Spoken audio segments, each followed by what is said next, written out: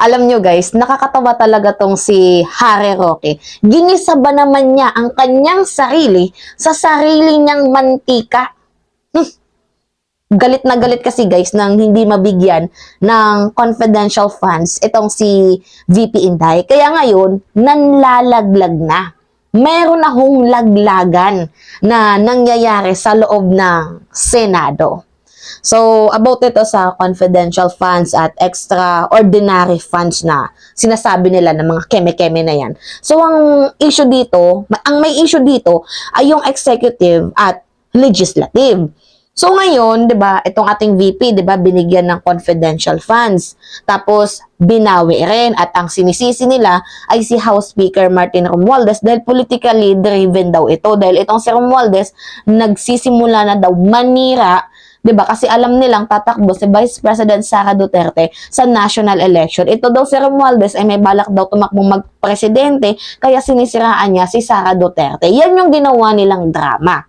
So guys hindi ako magiging bias, wala akong pinapanigan dito. Kasi para ako sa mamamayang Pilipino. So yung thought ko dito, yung sasabihin ko dito sa inyo ngayon, wala akong partidong kinakampiyan. Ang akin dito ay yung pawang katotohanan, kung ano yung lumalabas sa bibig ko, kung ano yung nasa puso ko, yun yung sasabihin ko. Hindi de porket pro Marcos ako ay kakampihan ko si Martin. Di porket ayaw ko kay VP Inday, hindi naman sa totally ayaw. Naging ayaw ko lang dito kay VP Inday dahil hindi niya alam kung para saan gagamitin itong confidential funds. Doon lang ako nagbabati ko sa kanya. Pero, subalit na tapat, di ba? Kung ayaw ko man si VP Inday, sabihin na lang natin na ayaw ko sa kanya, ay hindi din naman yun magiging dahilan para siraan ko siya. Kumbaga naglalahad lang ako ng aking opinion. Kasi ako guys, dati naman, supporters naman ako ni VP Inday. May times na sinusuportahan ko siya, meron ding times na hindi. Kung sa ROTC, walang problema. Diba? Sa training, walang problema. Para ma-enhance, ma-boost ang patriotism ng ating mga kabataan, ng mga katulad ko, walang problema. Pero the way na explain niya, kung saan gagamitin yung perang hinihingi niya, yun yung hindi ko gusto. So ngayon, dahil nga ito, yung eksenang ganap na to ay lumobo, sumali pa yung kanyang ama na si Duterte. Ito namang si Harry Roque, sumali din. At ang nangyari, parang ginisa niya ang kanyang sariling taba sa sarili niyang mantika. Ngayon, panoodin natin. 6 minutes to guys. Sana wag kayong maboring. Pero meron kayong makukuhang knowledge dito sa sinabi ni Harry Roque. At mapapasabi kayo na, ay, parang ginawa nyo din pala yan nung panahon ninyo. Anyway, ito yung video. Kay Congressman Kimbo, galing po ako sa Kamara. Hindi ko po kinakailangan si SAS para sabihin na mas matindi extraordinary expenses. Kasi sa katunayan po, lahat ng tinatanggap nating pera dyan sa Kamara, wala na pong liquidation. Hindi lang po extraordinary expenses. Makatuto kayo dyan. Kung ako po ay kongresista, 2 taon naman ako nakaupo dyan, wala pong liquidation ang mga budget na natatanggap ng mga kongresista. Pinipirmahan lang natin ng certification. Mas matindi pa po ang proseso at ang patakaran dyan sa Kamara. Naging kongresista po ako, pinirmahan ko yung mga certification na yan. Nung bago ako, sa totoo lang po, ang dami nag-a-apply, yung mga dating staff na mga nawala ng kongresista. At ang palagi nilang sinasabi, kailangan nyo kami sa liquidation dahil mahirap ang liquidation. Mula po nung 17th Congress, tinanggal na po yung liquidation. Certification na lang. Yan ang extraordinary expenses ninyo. Confidential and extraordinary expenses. Lahat ng natatanggap ng congressman. Magkano yan? Nung panahon ko po, kasama ang sweldo, 700,000 a month. Kasama na lahat yan. Supplies, travel. Pero actually, may mga itemized lang yan. Ang katotohanan yan, binibigay ang bumbuo cash. Pipirmahan mo lang ang certification na ginastos mo yan. Wala nang kinakailangan pa. Wala nang liquidation. Nagulat ako kasi nga, nung nandun ako nung mga unang araw ko, awawan namin nagsasabit ng resume, ang palagi nilang sinasabi, sanay kami mag-liquidate.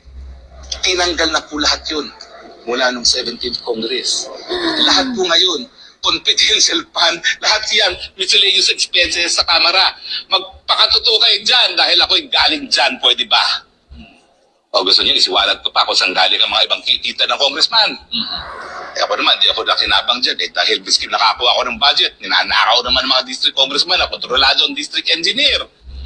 Oh, pero hindi naman. Sige, gusto nyo mag-episode tayo, special episode with Blackboard. Kung saan nyo kinukuha ang mga kita ninyo. Kung bakit nagpapakamatay kayo maging chairman ng commission ng Committee on Appropriations. Sige, siwalat natin kung magkano ang proyekto ng mga speaker at magkano ang mga kinikita nyo sa kada piso na ginagastos para sa infra. Gusto nyo? Personal knowledge yan. Hindi ako gaya ni Sas na nagtatanong. Karanasan ko. Nakita ko personal. Itigil ang kasinungalingan. Ang katotohanan, tinatarget nyo si VP Sara dahil sa ibanta sa 2028. No other way of explaining it. Mahiya kayo. Dahil bakit si VP Sara lang ang tinarget nyo? Hindi baka sarili ninyo. Diba? Kung talagang kayo ay nagmamahal sa bayan, kung talaga kayo, dais nyo ibigay ang pondo sa West Philippine Sea, yung sarili ninyong mga miscellaneous funds, ibigay nyo para sa West Philippine Sea. Huwag nyo sasabihin you are on the right side of history, tatanggalin nyo isang opisina lang ng Vice President, pero sa inyo, tatago nyo pa rin. Hypocrisy is that is the right word for you. Right place of history, mahiya ka nga dyan. Wala ka nga dyan liquidation ngayon sa House Pirma laki ng pirma dyan. Certification lang ang kailangan dyan. Tapos, ang gagaling, we are on the right side of history. Anong right side of history? Parang mali ang history, alam mo. Sige kayo. Huwag niyo akong hamunin. Ako nakikisama. Dahil minsan nga ako yan ang kultura dyan Nakisama ka, kaya tahimik ka dyan. Pero, huwag kayong magsisinungaling at huwag niyo kayong asahan na mananahimik yung mga taong nakakaalam talaga kung anong patakaran dyan sa House. Magpakatotoo po tayo lahat. Lahat kayo, kailangan nyo niyang confidential fund. Bakit? Lahat kayo mga politiko namimigay na kung ano ng pera kung kani-kanino. Pipilayin nyo lang yung kalaban, kaya tatanggalan ninyo. Pero at least si VP Sara, wala pong aligasyon yan na magarbong buhay. Ang bahay niya sa Maynila, inupahan. Wala namang aligasyon na meron sa mga magarbong bahay. Wala man lang nagsasabi na kinukurakot niya. Kayo, gusto niyo ba, mga congressman? Siwalat natin lahat. Tigil po ang hypocrisy. Magpakatotoo kayo lahat dyan.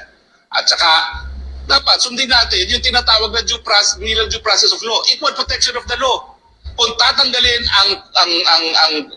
ang confidential funds dahil kinakailangan doon sa West Philippine Sea, lahat tanggalin. Huwag mag-single out ng isang opisyalis lamang. Dahil pag nag-single out, obvious na mumuliti ka. Di ba yung DA, tinanggal din? Sa panahon, napubutok na naman ang labanan sa Israel at Middle East, na alam natin na baka magdoble na naman ang presyo ng gasolina dahil dyan, itigil na muna yung pamumuliti ka. Ako, umakit ako sa entablado ni PBBM na talaga ang pamilya, linabanan ko. Bakit? Dahil naniwala ako na sa dami ng problema ng COVID, ng Ukraine, kinakailangan talaga yung pag-iisa na yan. Bakit yung sisirain yung pagkakaisa na yun? Hindi naman kayo umakyat dyan sa entablado na yan. Itigil yan, mahiya kayo. Sa panahon na ang daming paghamon, uunahin nyo inyong mga personal na ambisyon. Nasaan ang kaluluwa ninyo? Meanwhile, pwedeng magdoble na naman ang presyo ng gasolina. Uunahin niyo yung ina-divert niyo yung issue dahil wala kayong magawa sa pagtaas ng mga presyo ng bilihin. Pupuruhan niyo yung kalaban niyo sa 2028. Mahiya kayo! Bagay, wala naman talagang hiyanan sa politika. Yan ang katotohanan. Tapos na mag-sermon si Harry Roque. 5 banat para kay Marcoleta. Asa na si Marcoleta ngayon? Anyway. Hinga lang si Mina. So ngayon, paisa lang So ngayon, Harry Roque, inaamin mo rin ba nung panahon ni President Rodrigo Roa Duterte na talamak din yung korupsyon dyan sa Kongreso? Parang inaamin niya kasi guys yung certificate style niyan. Parang ginawa niya rin yan. So ngayon, ito na nga. Parang inaamin mo din, nung panahon ni Digong, ni Duterte, talamak ang korupsyon dyan sa Kongreso. Kasama na kayong mga kaalyado niya. Ganon ba yun?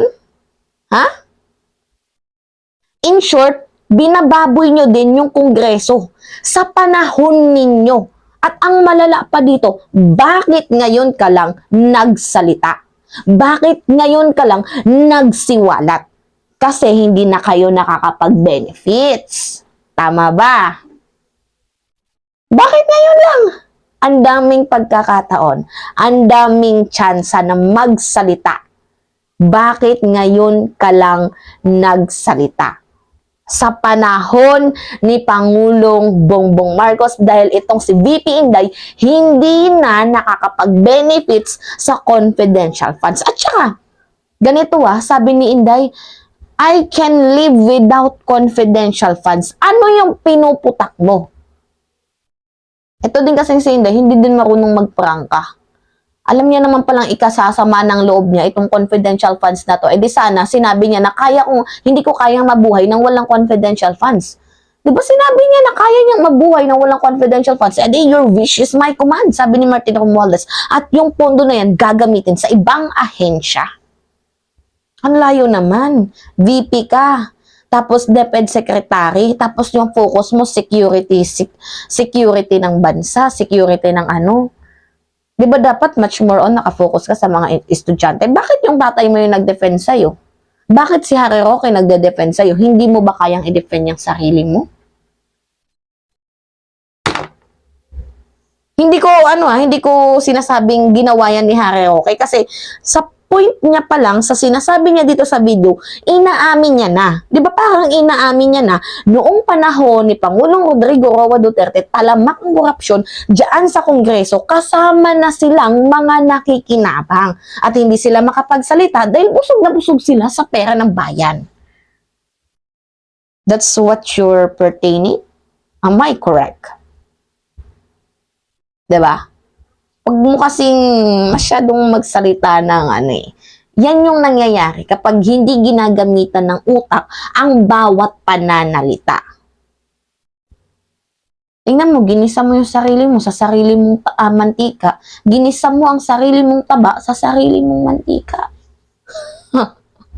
Huwag tayo ditong maglokohan, Harry Roque. Ginawa mo rin yan nung panahon mo. Huwag ako. Iba na lang. Coming from your mouth, nilaglag mo din yung sarili mo at itong si VP Inday. Pati din si Pangulong Rodrigo Roa Duterte. Huwag niyang binibaby si Inday, malaki na yan. Diyos ko. Bakit kayo yung nagde-defend? Kaloka kayo. Well, itong si Harry Roque, favorite president niya si Digong, literal tong DDS. Sarap pag-untugin sila ni Harry Roque at si Robin Mauden. Diba?